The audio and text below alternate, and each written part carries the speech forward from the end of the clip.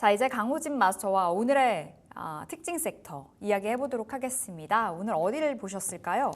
네, 오늘은 이제 특징 섹터로 보자면 이제 카카오 그룹주가 있을 것 같아요. 대단하죠. 카카오와 카카오페이.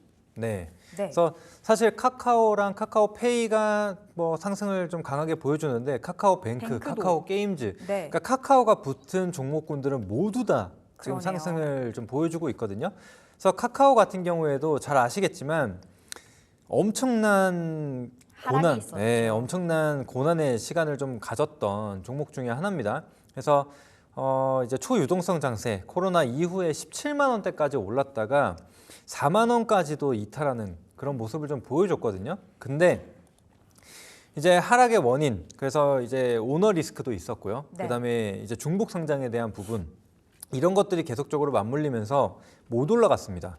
그런데 이번에 이제 정부가 교체되게 되면서 이 정치적인 요인, 그래서 주가를 좀 압박했었던 부분들이 해소됐고 이제는 오히려 AI 관련주로서 이제 묶이게 되면서, 그러니까 대표 인터넷주로 좀 묶이게 되면서 좀 추세를 바꾸는 그런 모습이 나타났거든요. 그래서 오늘 보면은 거래량이 이전보다도 더 많은, 이때는 아마 블록딜 거래량인 것 같은데 장중 거래량으로 봤을 때는 최대 거래량이거든요. 그래서 역시나 이런 부분으로 봤을 때도 오늘이 끝이 아닐 수는 있겠다. 네. 그래서 그간 지금 거의 4년 가까운 시간 동안 눌려왔기 때문에 추세에 부분이 좀 지속이 되지 않을까 생각이 되거든요. 그래서 꾸준하게 한번 지켜보시면 좋을 것 같고, 또 카카오뿐만이 아니라 지금 카카오, 뭐 뱅크, 카카오페이 모두 다 지금 오늘 첫봉이라고 좀 보시면 될 것 같아요. 그래서 단기적인 조정이 좀 나오게 될 경우에는 한번 추가적인 편입이 좀 가능하겠다라고 좀 판단이 되고요. 그다음에 이제 카카오 게임즈 같은 경우에는 비교적 좀 약하거든요. 그래서 게임주들 같은 경우에 최근에 뭐 신장 모멘텀이라든지 아니면은 이제 중국에 대한 한한령 해제에 대한 부분으로 좀 얘기가 나오게 되면서 게임주들도 요즘 나쁘지 않았어요. 특히나 NC소프트 뭐 이런 이제 리니지 원툴이라고 해서 좀 주가가 하락이 좀 컸는데 이때 보시면은 주가가 장중에 한 10% 정도의 상승을 보이기도 했거든요. 네. 그래서 이런 것들만 봤을 때도 이제 이렇게 좀 많이 힘든 시간을 보냈었던 종목군들의 조금씩이나마 수급이 좀 들어오고 있다는 부분으로 봤을 때도 카카오 게임즈 좀 뒤처져 있지만 뭐 같이 따라갈, 키 맞추기 할 가능성이 좀 높아 보인다 생각을 해주시면 될 것 같습니다. 그래서 사실 카카오뱅크도 그렇고 카카오페이도 그렇고 뭐 거래대금이 뭐 최고 거래대금을 뭐 경신을 했다, 이런 얘기들이 계속적으로 좀 들려왔거든요. 근데 이제 막 좀 부각을 받고 있기 때문에 조금 더 기대를 해보자. 다만 오늘 막 상한가를 가고 막 20% 상승을 좀 보여주고 하고 있기 때문에 단기 차익은 좀 피해야 된다라고 좀 말씀드리도록 하겠습니다. 그래서 막판에 뭐 윗꼬리 이런 것들 좀 체크하시고, 그다음에 뭐 이번 주 정도까지는 음봉이 좀 나타날 수가 있겠죠. 그런 네. 것들을 보시고 접근하시면 좋지 않을까 생각이 됩니다. 단기 급등했기 때문에 어느 정도 눌릴 수는 있으나 그럼 눌렸을 때는 진입 가능하다는 말씀 주신 거죠? 카카오페이? 네, 맞습니다. 왜냐하면 카카오페이나 카카오뱅크 같은 경우에는 네. 이제 아무래도 카카오 그룹주들이 움직일 때 항상 뭐 20% 혹은 뭐 상한가까지도 가는 모습을 이전부터 좀 보여왔거든요. 근데 그런 것들 탄력으로 봤을 때는 제가 봤을 때는 조정이 나오면 충분히 더 상승이 가능하다라고 좀 판단이 됩니다. 그래서 카카오 같은 경우에도 뭐 요즘 증권사에서도 그렇고 대부분 한 6만 원 정도까지는 좀 열어두는 분위기더라고요. 그래서 6만 원까지라고 하면 예를 들어 5만 원 밑에까지 좀 내려온다. 그러면은 대략적으로 한 뭐 20% 정도 때는 열려 있죠. 그러면은 만족할 만한 수익이라고 생각을 하기 때문에 한번 접근을 해보시는 것도 괜찮을 것 같습니다. 알겠습니다. 카카오는 눌렸을 때 진입 가능하다. 카카오 그룹주 첫 번째 특징 섹터로 살펴봤습니다.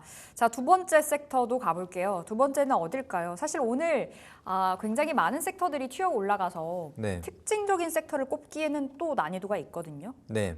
근데 이제 앞서 말씀드렸던 이 AI 소프트웨어 관련해서 보시면 좋을 것 같은데, 사실 제가 이제 지난주에 또 이 솔트룩스 후속주로 코난 테크놀로지를 드렸어요. 지난 목요일에. 근데 오늘 바로 또 20%대 급등이 좀 나와줬거든요. 그래서 이런 부분들만 봤을 때도 이슈만 있다라면 충분히 급등이 나타날 수 있다라고 좀 생각이 들고 이제 이게 주요 정책주로 좀 묶이게 된 상황이고 또 AI라는 게 결국에는 지금 글로벌 트렌드라고 생각을 하거든요. 그렇기 때문에 지금 올해 같은 경우에 하반기 같은 경우에도 계속해서 이 AI 관련주들이 움직일 가능성이 좀 높다라고 좀 판단이 됩니다. 그래서 이미 뭐 솔트룩스나 뭐 코난 테크놀로지 이런 것들은 지금 단기적으로 워낙 큰 상승을 좀 보였기 때문에 아직 조금 덜 간 종목군들 이런 것들을 보시면 좋을 것 같거든요.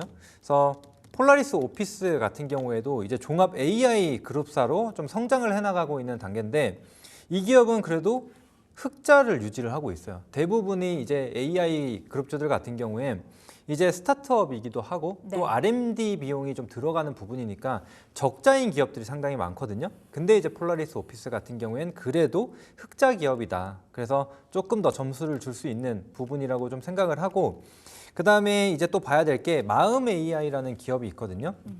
그래서 마음 AI 같은 경우에는 또 이 자체 LLM은 가지고 있어요. 그래서 대규모 언어 모델이라고 하죠. 그래서 이 AI를 좀 개발하는 부분들이 있는데 이전에도 뭐 삼성이나 현대에서 이 본사를 방문을 했었다라는 이슈를 가지고 굉장히 큰 상승을 좀 보인 바가 있거든요. 그래서 이런 것들로만 봤을 때도 또 후발주자로 올라갈 수 있지 않나. 다만 마음 AI 같은 경우에는 적자가 계속 유지되고 있어요. 네, 그렇기 때문에 비중을 좀 과도하게 담는 거는 조금 피해야 된다. 특히나 이제 단기적으로 슈팅을 주면서 수익 기회를 줄 경우에는 이 종목은 좀 챙겨간다라고 좀 보시면 좋을 것 같아요. 그래서 AI 순환매를 계속적으로 좀 체크를 해보시면 좋지 않을까. 그다음에 지금 딱 마음 AI 같은 경우에는 어때요? 이전 고점을 돌파하려는 자리에 지금 딱 있거든요. 네. 그래서 만약에 내일 추가적인 양봉이 나타나게 되면서 이전 종가상 고가를 돌파하게 된다라고 하면은 오히려 또 슈팅이 한번 나올 수가 있기 때문에 그리고 거래량만 보더라도 최근에 반등 나오는 시점에서 평균 거래량이 좀 확 늘었던 것을 좀 볼 수가 있죠. 그래서 이런 것들만 봤을 때도 충분히 이 탄력은 있는 종목이다, 끼가 있는 종목이다 이렇게 말씀드리도록 하겠습니다. 네, AI 소프트웨어 살펴봤습니다. 이 안에서도 실적이 나오는 기업들, 또 안 나오는 기업들 관련해서 대응법이 달랐는데요. 그 종목들 강우진 마스터가 말씀해 주셨던 부분들 체크해 보시면 좋겠습니다. 자, 세 번째 섹터 가볼게요. 오늘의 세 번째는 어딜까요? 네, 세 번째는 이제 전력 인프라 쪽이거든요. 아까 우리 대한전선도 수익이 났었고. 그렇죠. 그래서 네. 제가 아까 수익 안 난 종목이 뭐 있다라고 말씀드렸죠? 일진전기. 네, 그렇죠. 그래서 일진전기를 여전히 보셔도 좋다, 신규 진입도 가능하다라는 말씀을 드리고 싶어서 가지고 왔습니다. 그래서 지금 전력 인프라주들 같은 경우에도 이제 죽을 듯 하면서 계속 올라가고 있어요. 그래서 과거 대장주였던 이제 HD 현대일렉트릭 뭐 이런 종목들만 보더라도 아직 신고가를 넘어선 것은 아니지만 어때요? 이전 직전 고점을 오늘 돌파하는 흐름이 나왔죠. 네. 네, 상단으로 완전히 이 캔들 몸통을 형성을 해주는 모습이 확인이 됐습니다. 그러면은 상단 매물이 그렇게 무겁지 않기 때문에 또 계속해서 우상향 흐름 만들고 또 신고가 만들어낼 수 있다라고 생각을 하거든요. 네. 그래서 이러한 부분들만 좀 봤을 때도 일진전기 쪽으로도 충분히 수급이 들어올 수 있는 가능성이 있다. 왜냐? 지금 시장이 좋기 때문에 이렇게 좀 탄력적인 섹터들 같은 경우에 순환매가 계속 나와요.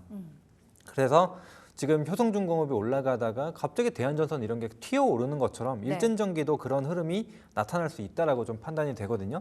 특히나 일진전기 같은 경우에도 해외 매출 비중이 이제 77%까지 올라왔습니다. 그리고 실적을 잠깐 한번 보시더라도 어때요? 매출액도 7천억 대에서 올해 1.8조 원 가까이 나올 전망이고 영업이익 같은 경우에도 5년 전에 138억이었는데 그게 꾸준히 증가해서 지난해는 거의 800억, 올해는 1,400억 정도가 됩니다. 1,200억 정도가 됩니다. 그러면은 전년 대비해서 50%의 성장을 이뤄낸 거거든요. 영업이익 기준으로. 그러면 상당히 크게 증가한 겁니다. 그래서 이런 것들만 봤을 때도 충분히 좀 성장을 할 수 있는 부분이지 않나. 그다음에 수익성도 점점 좋아지고 있어요. 왜냐?